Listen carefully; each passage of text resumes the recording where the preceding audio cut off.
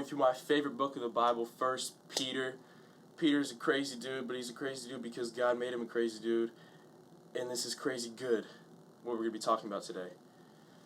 First Peter chapter 1, verse 2 says, according to the foreknowledge of God the Father, in the sanctification of the Spirit, for obedience to Jesus Christ, and for sprinkling with His blood, may grace and peace be multiplied to you. And so what we know about 1 Peter chapter 1, verses 1 and 2 so far, in verse 1, it talks about who wrote Peter. If you could take up Peter, he wrote it. Who he's writing to, elect exiles of the dispersion in Pontus, Galatia, Cappadocia. It goes on, if you read it. And we are the elect exiles as Christians.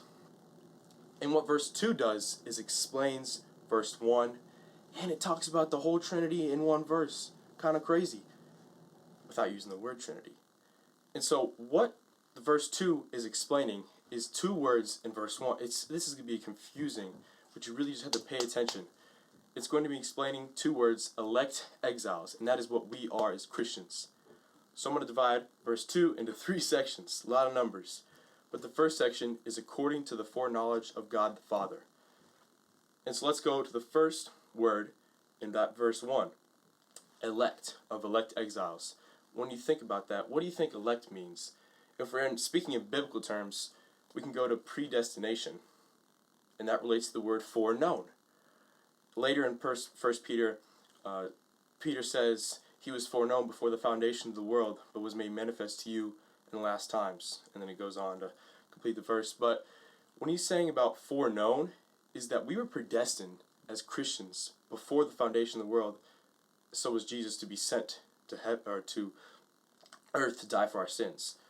So when it says according to the foreknowledge of God the Father, that should encourage you. Your name is written in the book of life because you were an elect exile as a Christian.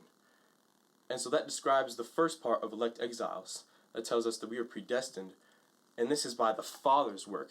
It says according to the foreknowledge of God the Father. And so that's the first part of the Trinity. But let's move to phase 2, which is in the sanctification of the Spirit. And so that goes to the second part of elect exiles, and that is exiles. And so in the sanctification of the Spirit, sanctification is what sets us apart from other people in the world. You think, well, surely other people are, there's got to be a lot of people obeying God, right? Man, there are very few people. The people that say they're Christians don't live for it. We want to be people that through sanctification are living for God. And the way you'll know it is because you'll likely be set apart. You'll likely be in exile. You think that word is just for olden times. Oh, he was sent out of the village. He was sent out of the city square. No.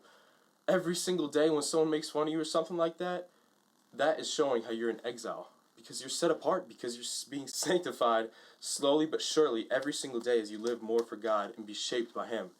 And it's important to note that in this second phase, it's in the sanctification of the Spirit. So that's part 2. That's Father and the Spirit. What we have the last thing now is the Son. For obedience to Jesus Christ, the Son, and for sprinkling with His blood. And so let's go to obedience. What does obedience have to do with any of this?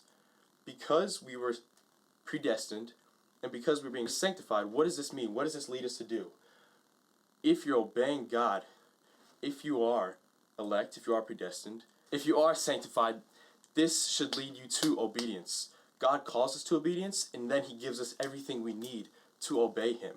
Because it says in the second part of this verse, and for sprinkling with His blood.